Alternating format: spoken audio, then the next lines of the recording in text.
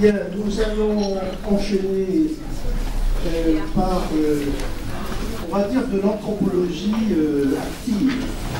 Elle n'est jamais passive. Mais là, on est vraiment dans le vif. Et là, on va donner la parole à trois personnes, et c'est aussi le cas de Georges Marc, qui ont fait quelque chose de leur héritage, c'est-à-dire qu'ils ont produit une connaissance en relation avec leur héritage. Et comme vous savez que, je vous l'ai déjà dit, je crois que la seule chose qui puisse sauver l'individu, surtout celui qui recherche son héritage, c'est la production de connaissances. Nous devons tous essayer de produire. Et nos amis, que je remercie, qui sont là, ont produit quelque chose. Georges Marc Benhamou, que je remercie d'être là, est journaliste, il est essayiste, documentariste, réalisateur, donc a beaucoup de facettes, a été éclaircir nos connaissances dans différents domaines, mais également sur le domaine de l'Algérie. Et il a notamment écrit un livre dont je vous recommande vivement la lecture, qui est tout à fait d'actualité et qui s'appelle Un mensonge français. Merci.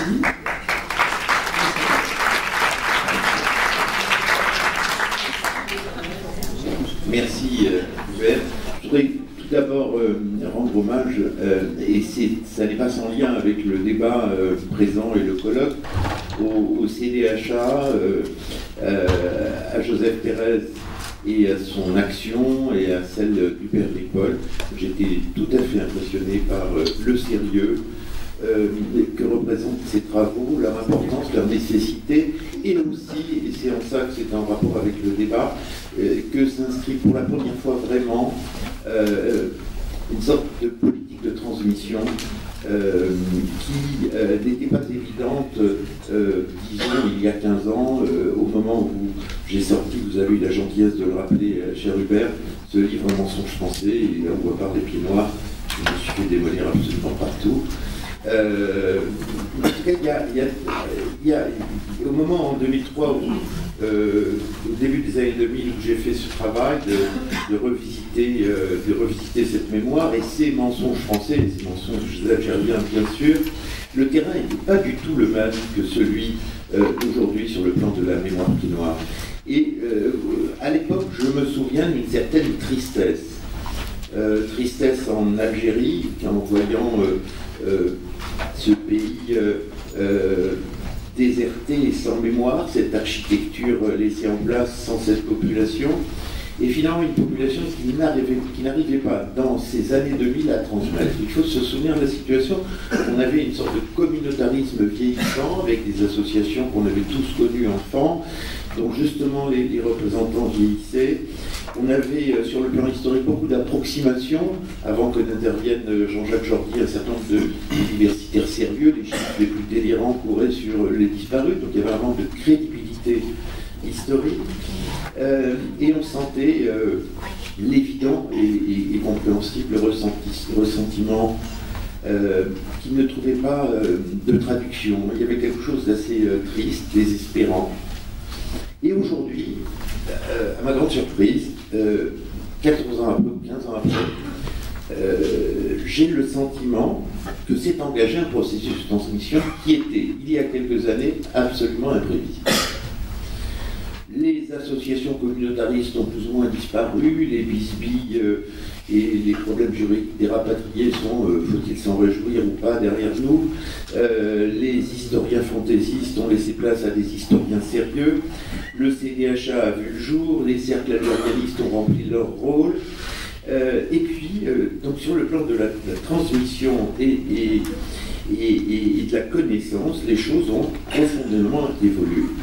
Elles ont évolué chez les harkis. Je me souviens d'un colloque il y a quelques années avec les jeunes universitaires sur le sujet harki, qu'ils aient été d'origine ou pas harkis, organisé par la LICRA, d'une tenue absolument remarquable, qui remettait les choses à plat. Je me souviens d'avoir lu, comme vous, beaucoup de romans d'enfants, de petits-enfants, Mademoiselle Plantagenet, Juan Moultier, Brigitte Benkemoun cette année, Robles qui vient de sortir un roman, j'en parlais avec le président Pérez, le film très important de Gilles Pérez qui a rencontré un écho très important et qui a permis de sortir du simple cercle des Pieds Noirs et qui reste une œuvre importante et décisive.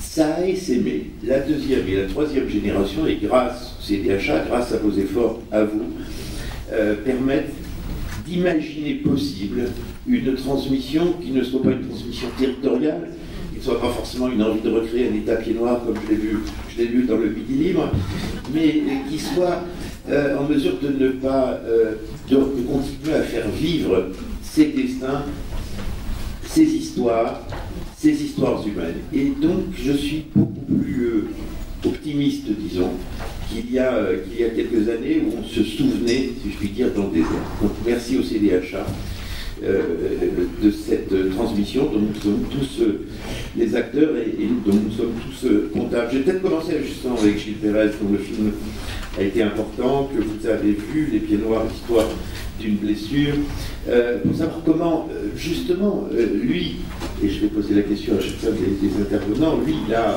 il s'est emparé de la mémoire de son père et il s'est emparé de la mémoire de ceux qui l'a filmé, et d'où lui vient, même s'il n'est pas comme moi, il a une autre vie, il n'est pas un militant pied noir, comment est venu le goût et la nécessité de transmettre? Bonjour.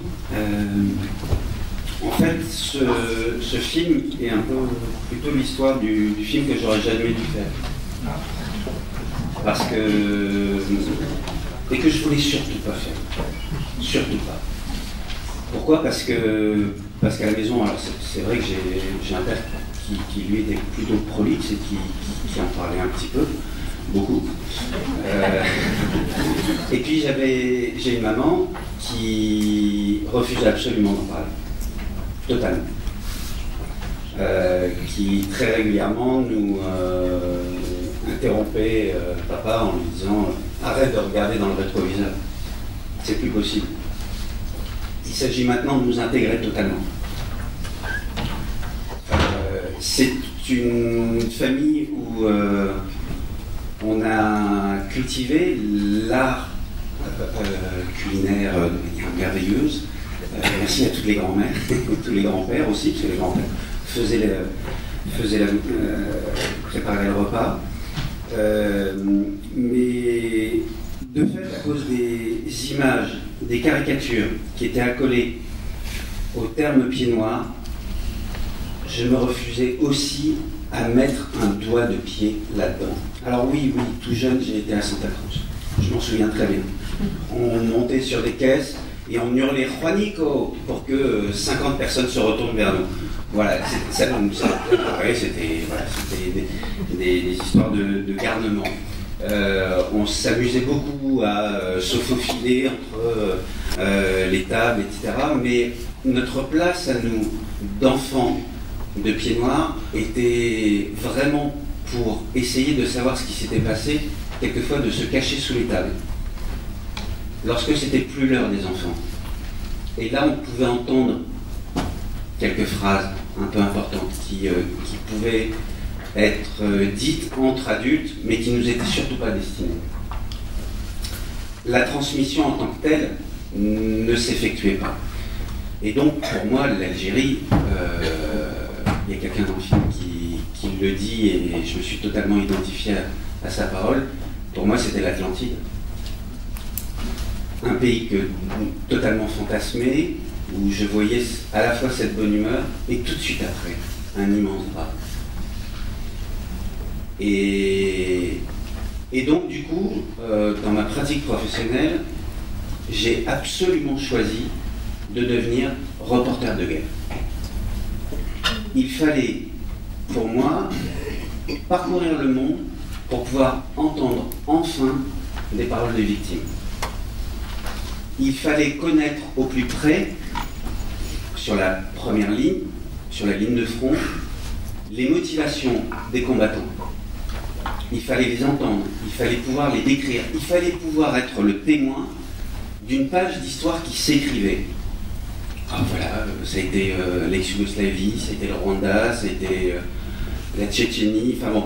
Et tous ces lieux, j'y étais vraiment pour pouvoir être le témoin, enfin, de ce qu'un jour on pourra voir et lire dans les livres d'histoire.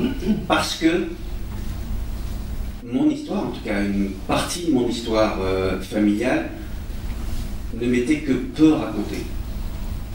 Et puis c'est ma petite grand-mère qui m'aimait, Mémé Salvadora, qui un jour m'a dit de toute façon, toi, tu vas continuer à aller faire les guerres tant que tu t'interrogeras pas sur la guerre d'Algérie. Un peu surpris, parce que c'est justement un peu le pourquoi d'eux. Et donc, du coup, je lui dis, mais t'accepterais, toi, vraiment de me parler? Ah, bah, oui, pourquoi pas. Et j'ai demandé, donc, du coup, de plus en plus, et puis ça a duré 2 ans et demi, 3 ans de recherche de personnes qui accepteraient de témoigner. On a aussi des jeunes, parce qu'on voulait aussi des jeunes dans le film. Et du coup, mon père ne m'a pas parlé à la caméra. Par contre, ma maman a accepté.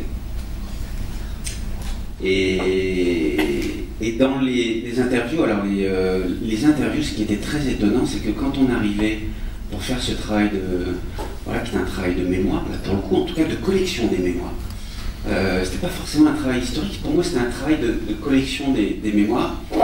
Quand on arrivait, dans le premier quart d'heure, le témoin qu'on rencontrait, en gros, nous avait tout dit, quoi.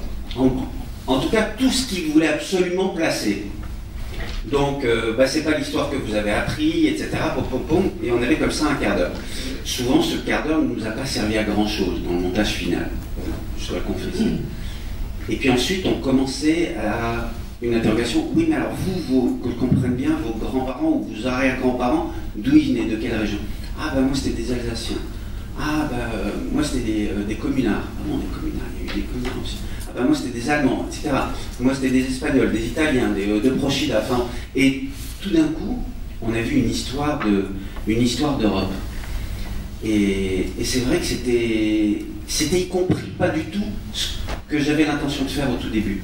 Au tout début, quand ma petite mémé me dit ça, puis que je commence à prendre contact avec des jeunes pour leur dire, la seule chose qui me paraissait pertinente à raconter, c'était les dernières heures en Algérie, l'arrivée sur le sol métropolitain, comme on disait, ou vous disiez à l'époque, et la façon dont les Pieds Noirs ont été accueillis en métropole, et puis peut-être aujourd'hui ce qu'ils sont devenus. Mais je voulais surtout pas revenir sur l'histoire beaucoup plus longue. Et puis, petit à petit, à cause du questionnement, j'ai interrogé, je me suis aperçu que c'était une histoire totalement européenne qui se construisait, et je me suis aperçu que j'avais tellement peur qu'il y ait des cadavres dans les placards.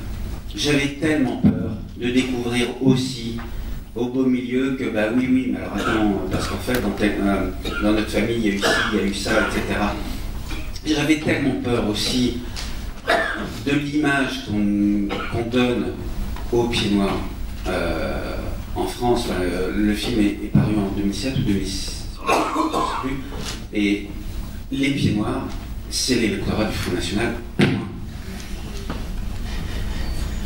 Et tout dans ma formation intellectuelle, culturelle, familiale, m'opposait totalement à cela.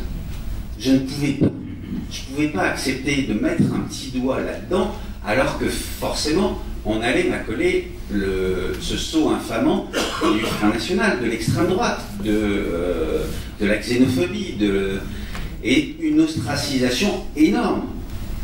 Et donc il a fallu faire ce film. Il a été long, il a été douloureux. Les interviews, au lieu de durer un quart d'heure, elles allaient quelquefois à 8 heures, 10 heures. C'est difficile de ne pas vous dire que l'interview de ma maman était peut-être la plus douloureuse, la plus longue. Et puis ensuite il a fallu rentrer en montage, et puis là ça a été 6 mois de montage pour enfin arriver à le produire, à le diffuser. Le film, depuis 2007, a été vu par 6 millions de personnes. Ce qui nous a beaucoup surpris, parce que c'est bien au-delà du million, 200 000 personnes qui sont entrées en France à ce moment-là. Et alors je sais qu'il y en a qui l'ont vu plusieurs fois, donc peut-être que bon, on va dire 5 millions de... Mais de fait, ça veut dire que, y compris ceux qui n'avaient aucun lien de près ou de loin avec cette histoire, ont pu le voir, et donc du coup on a pu peut-être planter une petite graine qui a permis d'organiser un débat, ou en tout cas de faire évoluer un tout petit peu l'image.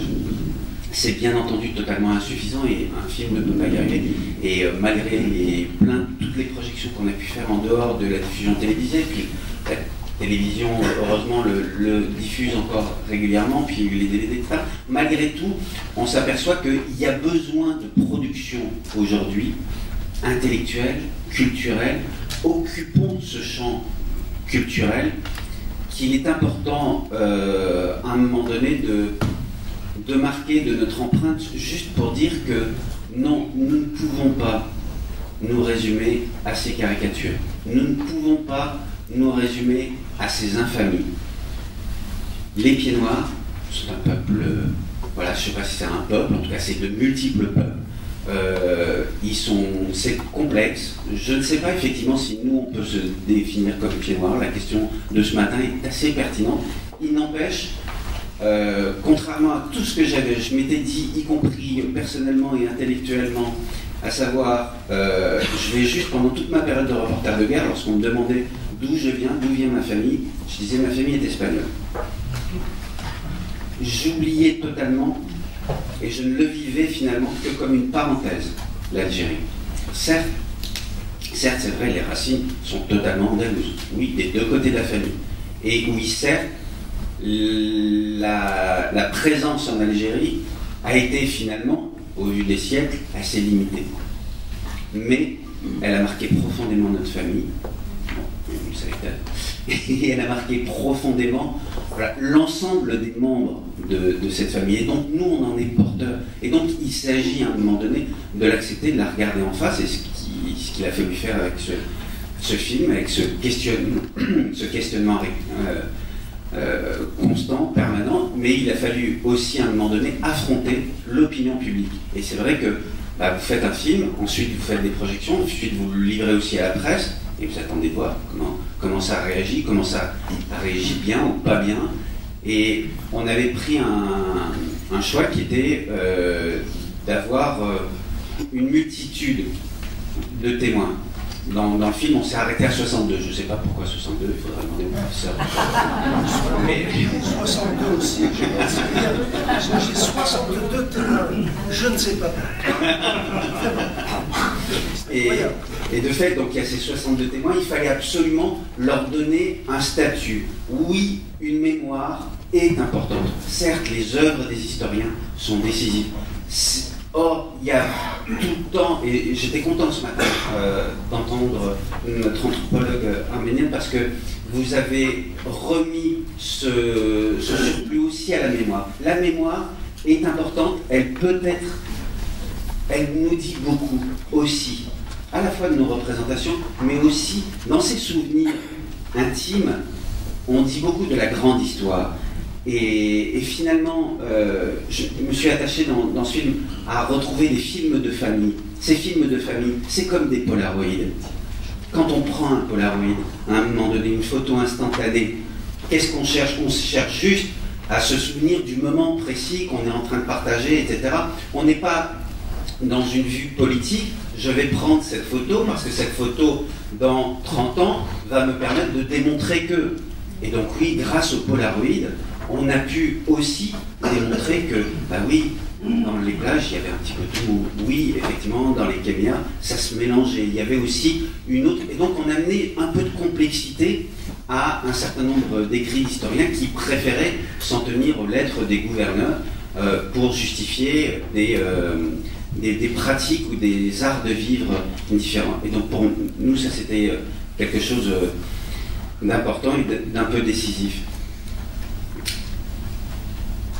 J'aimerais vraiment vous entendre pour pouvoir réagir aux questions. C'était un peu émouvant de parler là d'abord dans un amphi parce que vraiment j'ai du mal avec, et puis de parler devant vous de cette thématique qui est vraiment une thématique un peu personnelle. J'ai été très très ému ce matin en entendant beaucoup de témoignages, et notamment de témoignages d'enfants qui m'ont retourné parce que finalement je m'aperçois qu'on a un petit peu tous le même problème, quoi. On a cette blessure, le film il s'appelle Pieds Noirs, histoire au pluriel d'une blessure, et c'est vrai que cette blessure, forcément elle cicatrise, forcément, vous savez, c'est comme ces marques que vous avez sur la peau, vous avez une marque au fer rouge, alors au bout de 10 ans, 20 ans, etc., elle ne fait plus aussi mal, mais si vous la grattez vraiment, etc., ça revient, en tout cas, vous n'avez rien oublié. Et on a beau totalement se fermer son regard, cette cicatrice-là, elle est toujours présente, et voilà, il faut juste essayer d'en faire quelque chose d'important pour que les générations futures, elles, puissent entendre ce qui a été dit, ou surtout ce qui n'a pas été dit dans les films.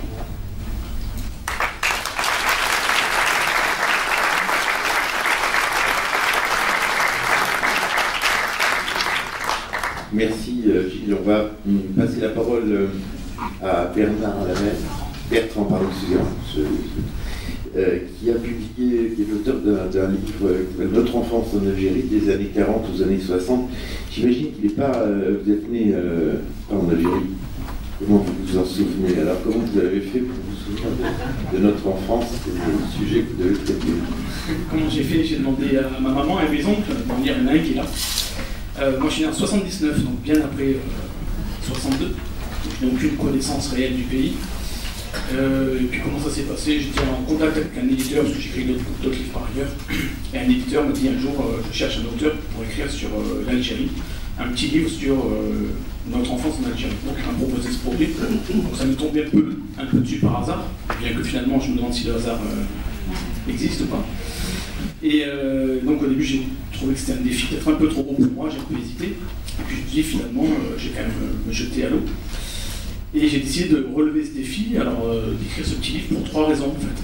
La première raison c'était d'abord l'écrire pour moi. Parce que finalement l'histoire je la connais pas. Donc ma famille m'en a parlé, mais à chaque fois c'était quelques bribes, toujours empreintes de beaucoup d'émotions, même de trop d'émotions pour que je puisse comprendre la portée des enjeux, etc. Donc j'avais qu'une connaissance parcellaire. À l'école, on ne nous a jamais appris quoi que ce soit sur l'Algérie. Alors tout à l'heure, on a parlé des manuels, effectivement, mais que ce soit bien ou mal fait, je ne sais pas. De toute façon, on ne la voit pas, on survole, donc ça m'a absolument rien apporté. Donc je l'ai écrit pour moi. La deuxième raison qui m'a poussé à écrire ce livre, c'est je vais l'écrire aussi pour ma fille, pour mes enfants. Parce que j'en ai une deuxième qui arrive entre-temps. Donc je vais l'écrire pour elle. Puisque si jamais la génération précédente, un jour, elle va disparaître, si jamais on ne garde pas des traces, comment je vais réussir, moi, à me rappeler de tout? Donc, ok, je vais faire ça. Et puis, je vais essayer de le faire de manière un peu synthétique. De toute façon, c'était une contrainte que l'éditeur m'avait imposée. Donc, c'est un petit livre très calibré, 64 pages, etc. Il ne faut pas dépasser le caractère, il faut qu'il y ait 4 phases. Bon, c'est très...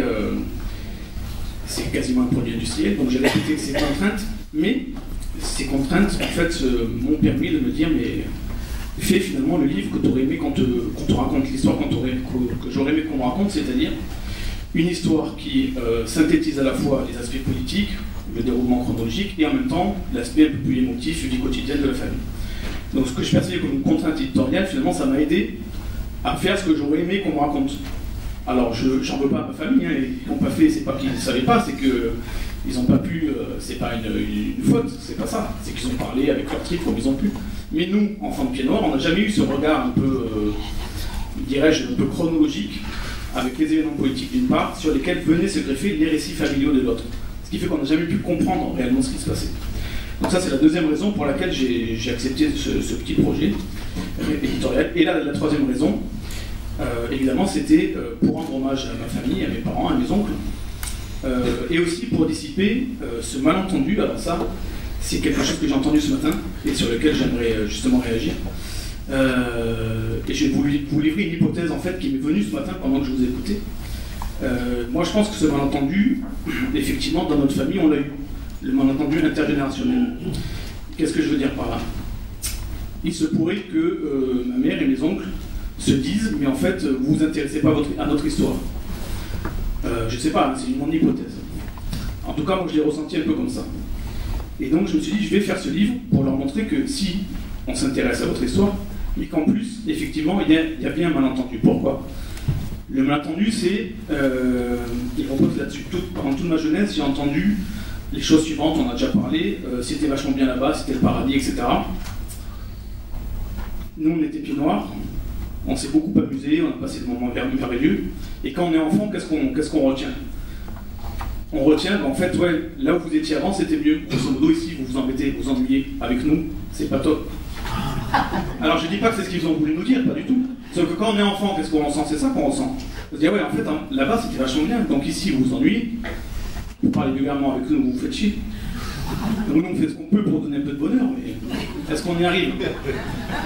Alors, encore une fois, je dis pas que c'est ce qu'ils ont voulu nous dire. Sauf que nous, quand on a un gamin, quand on a 8 ans ou 10 ans, bah, c'est ce qu'on ressent. On dit, ouais, alors, maintenant, qu'est-ce que vous faites ici, alors ? Donc, j'ai voulu écrire ce livre, accepter ce projet pour leur dire, voilà, malgré tout, ne vous trompez pas, on veut vous rendre hommage, on est bien conscient de tout l'amour que vous nous avez porté, mais on veut vous dire que bah, votre histoire nous intéresse.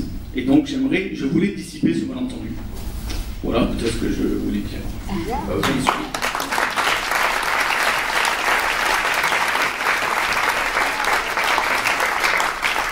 Merci Bertrand.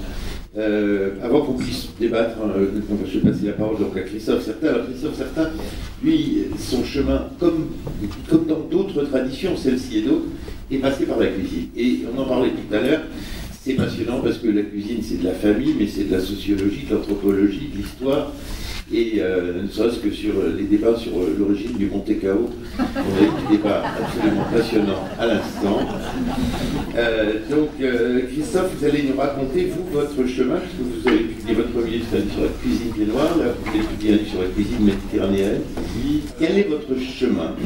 Alors, en fait, le chemin, bon, ça part d'un peu plus loin chez moi, puisque c'est ma grand-mère qui était pied noir, mais j'ai passé beaucoup de temps chez elle puisque mes parents travaillaient, donc c'est elle qui me gardait.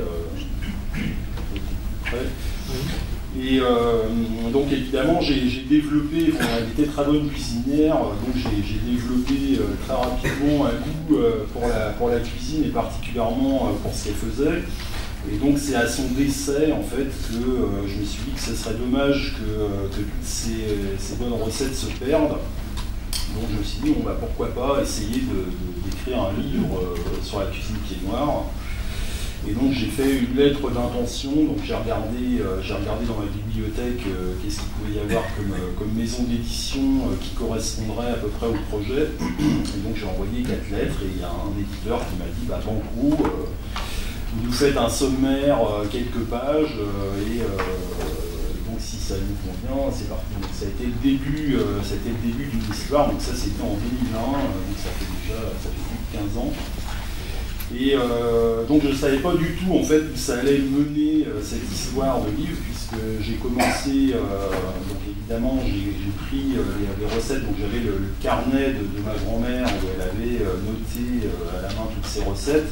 Donc j'avais aussi surtout la mémoire du goût, de la texture des plats, parce que bon, à l'époque, je commençais à m'intéresser à la cuisine, mais j'étais pas encore vraiment au top. Mais en tout cas, je savais ce que, voilà, à quoi ça devait ressembler, quel goût ça devait avoir, etc.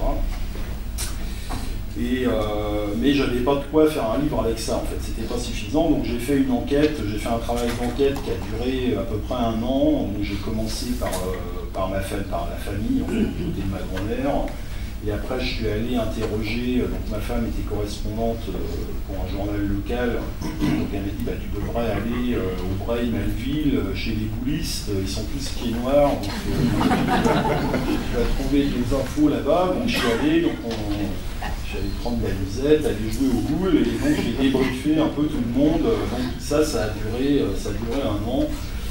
Et à partir de là, voilà, donc le livre a été édité. Et bon, mais en fait, c'était que le début de quelque chose. Donc je pensais que ça s'arrêterait là, mais finalement, c'était que le début de quelque chose. Et ça m'a amené, donc ça, en écho un peu à ce qui se disait ce matin, à découvrir une partie finalement un peu cachée de mon histoire familiale, puisque ma mère, en fait, on parlait très rarement. Alors, il y a, pour faire un mauvais jeu de mots, il y a moins de pathos dans notre famille, puisque en fait ma grand-mère est partie d'Algérie dans les années 30, donc il n'y a pas eu tout le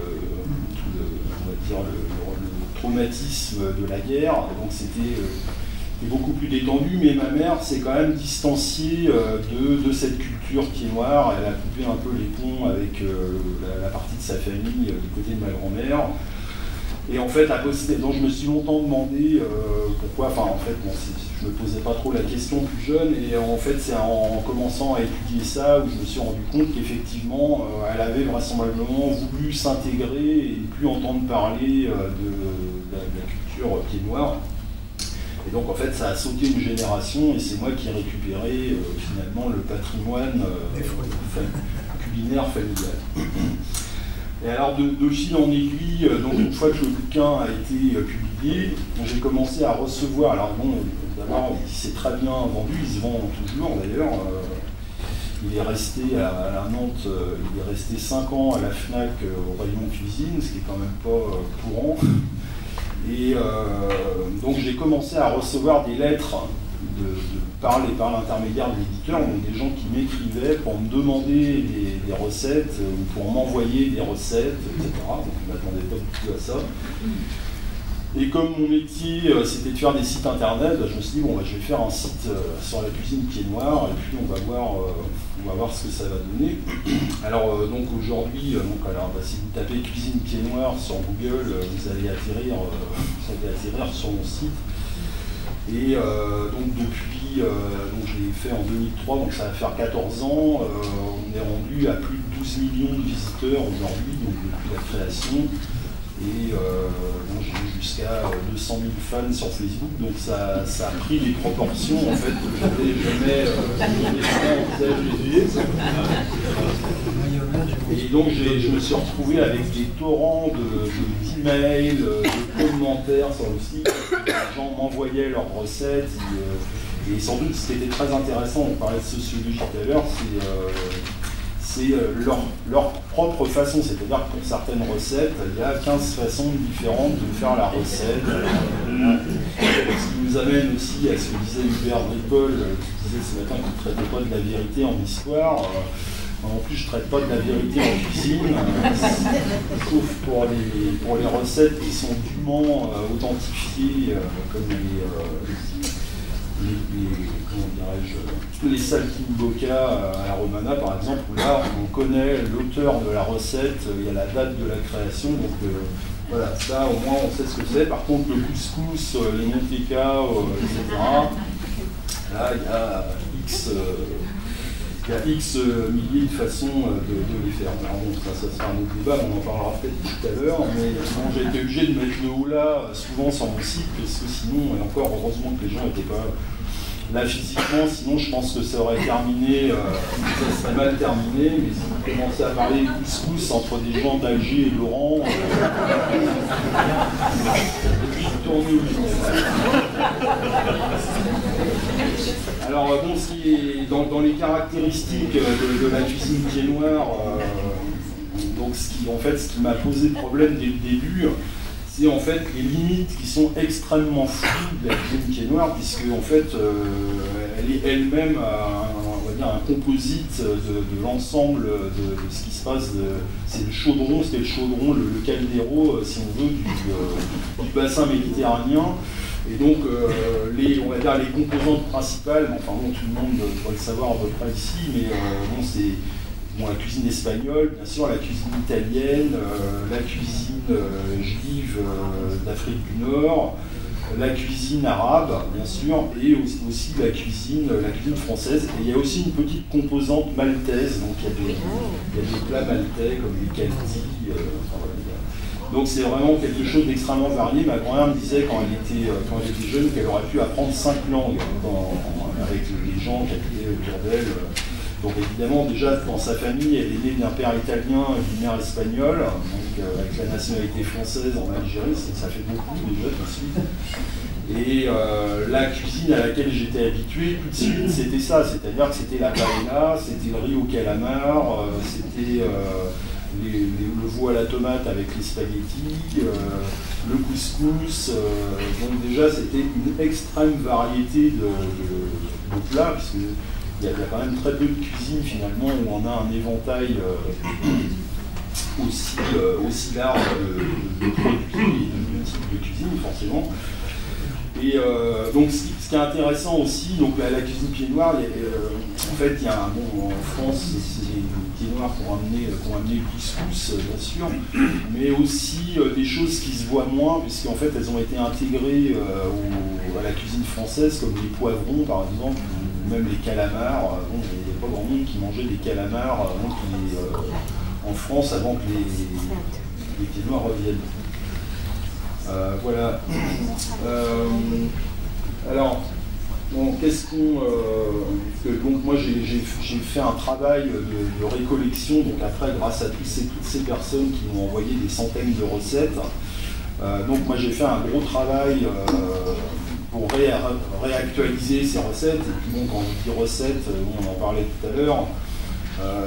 Donc il y a quelqu'un qui m'a donné une recette de conserve de thon. Donc c'est une recette qui vient d'une mamie qui a travaillé toute sa vie dans une conserverie de thon en Tunisie, et donc qui habite toujours d'ailleurs dans un immeuble d'Alger, et donc son voisin est ami avec moi sur Facebook, donc il m'envoie la recette de la mamie. Donc, recette qui devait se résumer à peu près à, bon voilà, alors tu mets le thon dans la saumure à un moment, après tu le fais cuire à la vapeur, et après tu le mets en bocal avec de l'huile d'olive et du laurier. Donc voilà, c'est à peu près le genre de recette que je reçois. Donc effectivement, après il faut un certain temps pour arriver à trouver le produit exact où il doit venir. Alors après, par recoupement, à force effectivement, quand on sait déjà moi je fais du saumon fumé, donc je sais combien de temps il faut saler un poisson, etc. Par recoupement, j'ai recréé en fait les recettes. Alors c'est peut-être pas tout à fait l'original, puisque la plupart du temps j'ai jamais eu la possibilité de les goûter. Mais bon voilà, au moins après quand des gens... Alors en fait la plus grande, ce qui me fait plaisir souvent, alors c'est bon, ça on a parlé d'autres choses, mais enfin bon, c'est un peu à ça finalement, parce que c'est des recréations de recettes. Et des fois je me dis, bon tiens, ça a l'air sympa. Donc on parle d'inventer des recettes, mais bon finalement on n'invente jamais rien. Mais ce dont je me suis rendu compte, c'est que finalement il y a une matrice qui fait qu'avec un certain nombre de produits, on peut arriver on peut arriver, comment dirais-je, jamais le terme, en mélangeant ça, on peut arriver à faire un certain nombre de plats qui n'est pas infini. Donc quand on a l'impression de créer une recette, c'est tout simplement parce qu'on ne sait pas que quelqu'un d'autre l'a déjà fait, peut-être il y a 500 ans, il y a 1000 ans, on n'en sait rien, mais statistiquement c'est très peu probable que ça soit jamais arrivé. Donc quand je crée une nouvelle recette et que je la mets, le plus grand compliment qu'on peut me faire, c'est « Ah, génial, c'est la recette de ma grand-mère ». Là je me dis « c'est bon, je suis tombé, je suis bien tombé ». Et ça arrive vraiment régulièrement, c'est pas hors de blague, c'est vrai que ça arrive souvent. Alors bon, évidemment, au début c'est un peu vexant, mais à la fin, on se dit finalement, voilà, j'ai compris comment ça fonctionnait, donc voilà. Merci Christophe.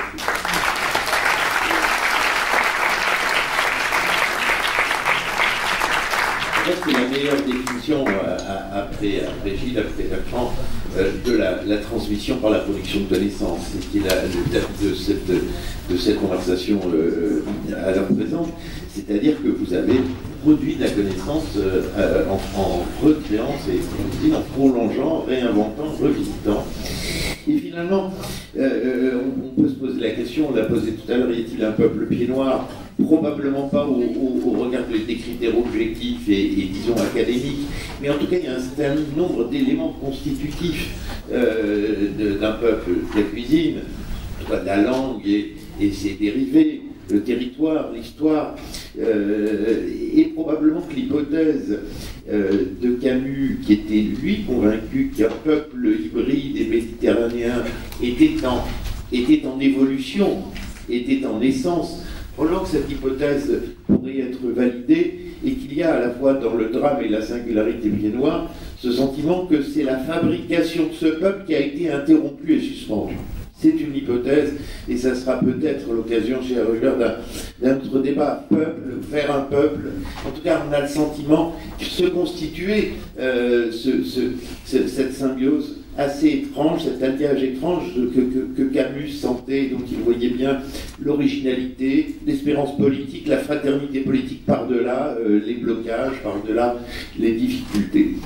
Voilà, peut-être qu'on va passer la parole à la salle pour poser. Levez-vous, prenez un micro, je ne sais pas ce qui est prévu, vous parlez fort.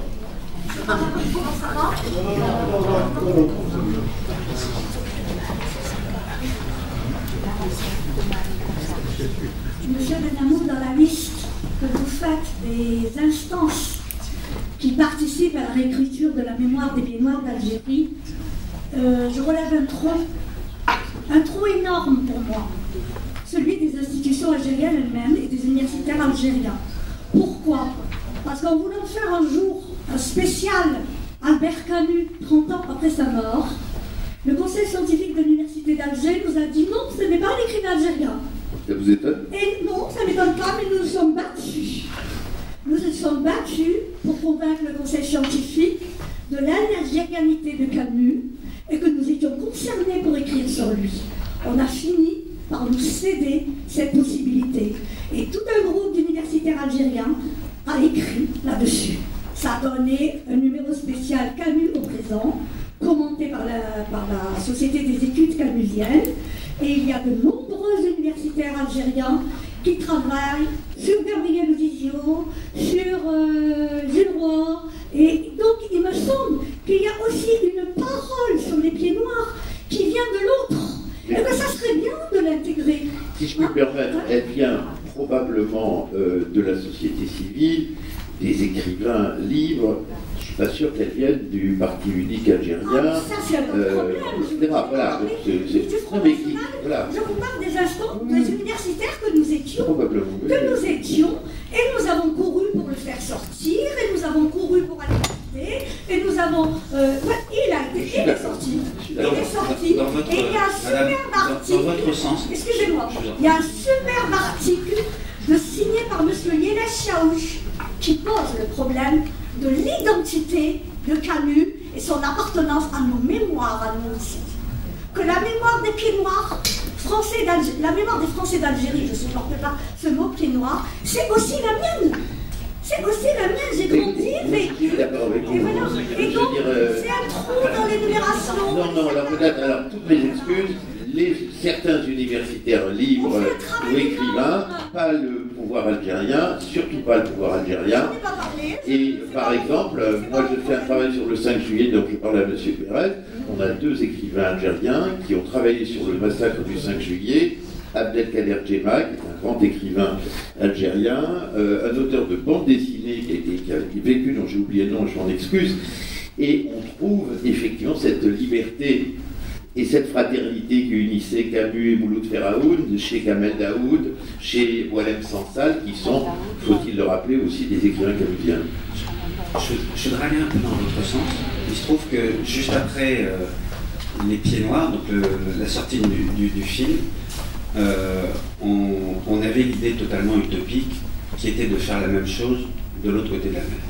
Et d'aller rencontrer les anciens, et de leur faire nous raconter effectivement toute cette histoire. Et ça a été assez loin, on avait déjà un certain nombre de témoins qui étaient OK pour témoigner, et puis il fallait demander des visas.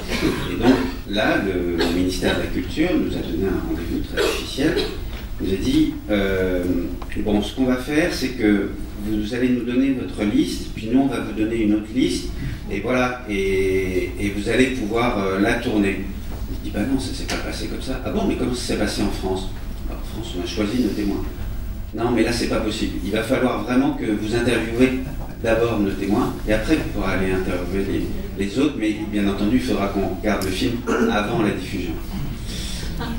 Donc finalement notre idée utopique s'est arrêtée là, on en était très déçus, malgré tout le film a été vu en Algérie, et il a été même appelé, et ça nous a énormément surpris, au Centre culturel algérien à Paris, où il y a eu une projection de fête organisée à l'époque par Yasmina Radra, qui dirigeait le centre, qui nous avait invités.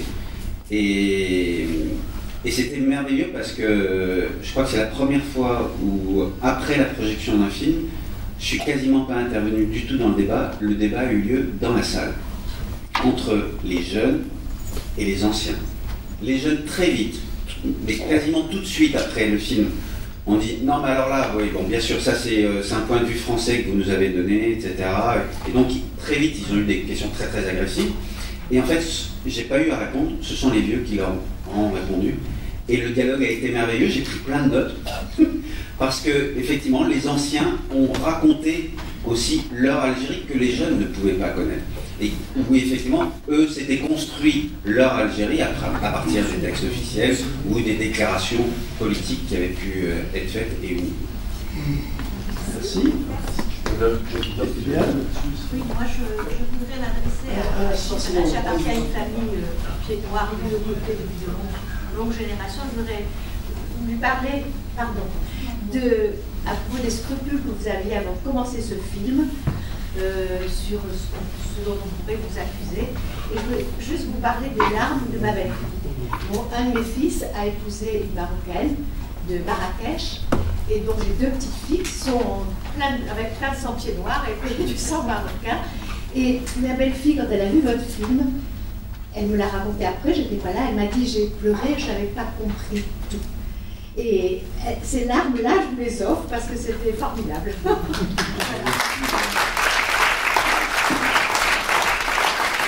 Ça me touche beaucoup parce que c'était effectivement dans l'idée originale de ce film, on avait fourni à chacun des témoins, donc à ces 62, leur interview intégrale qu'on leur a offert au moment de la sortie du film, parce que bon nombre, en fait, avaient choisi de raconter à la télévision ce qu'ils n'avaient pas raconté dans leur famille. Et donc, en leur donnant l'intégrale de leur interview, on leur a permis, et je peux vous assurer que le Noël qui a suivi la sortie du film, il y a bon nombre de familles qui ont dû regarder cette vidéo pendant un long moment, parce que les interviews étaient longues, et donc du coup les familles ont vu ça, et ensuite on a reçu des lettres, effectivement énormément de lettres, d'enfants et de petits-enfants, qui ont découvert là, et en même temps ils étaient très peinés de savoir que leurs parents ou leurs grands-parents avaient été obligés de passer par le petit œil froid de la caméra pour pouvoir se confier à eux. Christophe Sapin. Oui, alors je vais rajouter un mot là-dessus aussi parce que je n'en ai pas parlé tout à l'heure. Mais j'en ai pas parlé tout à l'heure, mais effectivement quand j'ai créé donc le livre et puis le site internet, donc l'objectif, il y avait deux objectifs, c'était de pérenniser finalement cette cuisine pied noir que je connaissais et de la faire également découvrir aux Français, surtout quand j'ai conçu le site internet. Donc c'était aussi pour faire découvrir aux Français la cuisine pied noir. Mais ce que je n'avais pas du tout calculé, c'est qu'en fait très rapidement, il y a eu autant de gens qui venaient du Maghreb sur mon site pour voir les recettes de chez eux que de gens qui venaient de France, quoi. Et donc, donc c'est pour ça, en fait, quand j'ai mis le doigt dans la culture pied noir, après, j'ai été pris dans un engrenage politique, de beaucoup de choses. Et à un moment, j'ai vu comment ça tournait et je me suis dit, je sais pas, on va voir comment ça va se passer. Mais en fait, ça s'est très bien passé. Je m'attendais à subir des attaques. Après, je ne sais pas, on peut imaginer plein de choses. Il y a quand même une grande violence latente pour tous les gens qui ont connu en fait cet épisode-là de guerre. Et en fait, j'ai trouvé des gens de bonne volonté de part et d'autre avec qui on a pu construire quelque chose, hein, puisque bon, moi c'est un peu la formule que j'utilisais, c'est que voilà, le site c'est une table autour de laquelle tout le monde peut s'asseoir pour discuter, et il faut mieux manger ensemble que de se taper dessus, donc au moins c'est quelque chose de constructif. Et donc j'ai beaucoup de contacts maintenant de gens en Algérie, surtout en Algérie et au Maroc, donc avec qui on échange, on s'envoie des recettes, etc. Et donc j'ai reçu beaucoup de documents de là aussi. Et donc paradoxalement, les seuls... donc c'est l'épisode un peu noir en fait dans cette histoire. Il y a eu un moment, une cabale sur Facebook, puisque bon, il y avait des gens qui étaient probablement jaloux, je sais pas. Donc on réussit à faire fermer ma page Facebook. Voilà, il y a réellement eu une cabale. Donc des gens me disaient que, alors je sais pas, ça vous paraît totalement évident, mais on accusait que mon site soit un repère d'anciens terroristes du FLN. Et donc avec ça, ils ont réussi à faire fermer ma page Facebook. Donc il y avait 10 000 fans à l'époque. Et bon, heureusement, quand je m'en occupais à plein temps, on était à plus de 200 000, donc ça n'a pas freiné l'élan. Mais voilà. C'est ce que je voulais dire par rapport à ça. Merci. Juste une réflexion, parce que la question de la nourriture est tout à fait fondamentale. La cuisine est autre chose que de la nourriture. C'est une façon de se mettre à table. Trivialement, c'est une façon de communiquer. Lorsque nous mangeons un plat pied noir, ce qui se passe autour d'une table est de l'ordre de la communion, au sens biblique du terme. Ce qui veut dire que tout le monde communie, et ce que l'on absorbe, ce n'est pas seulement le couscous, ce n'est pas seulement la mouna, on absorbe quelque chose de nos ancêtres. Ça, c'est quelque chose de très important. Les Juifs l'ont merveilleusement compris. Allez sur Internet, cliquez Morial, M-O-R-I-A-L, c'est le site des Juifs d'Algérie. Cliquez sur Pessa, P-E-2-S-A-H, ou le Seder, qui est le repas de Pessa, et vous verrez que dans ce rituel du repas, il y a un certain nombre d'ingrédients que l'on présente à table et que l'on absorbe successivement, et chacun de ces ingrédients caractérise un moment important de l'histoire des Juifs. Il y a autre chose qui est particulièrement important, c'est que le mode de transmission, on n'apprend pas à l'enfant, mais on questionne. Et c'est la question qui permet à l'individu de s'approprier cela. Alors n'oubliez pas, la prochaine fois vous aurez un plat pied noir avec vos petits-enfants, posez simplement la question: sais-tu d'où ça vient? Soyez suffisamment ouverts, et ceux qui n'ont jamais réussi à parler à leurs enfants et leurs petits-enfants, vous verrez, vous vous mettrez à table.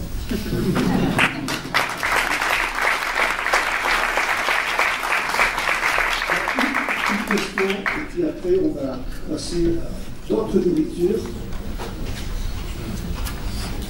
Oui, tout d'abord merci à nos enfants d'Algérie, à Bertrand, Gilles et Christophe, pour nous apporter beaucoup de fraîcheur dans la transmission. Merci pour la cuisine pied noir, merci Gilles pour ton film.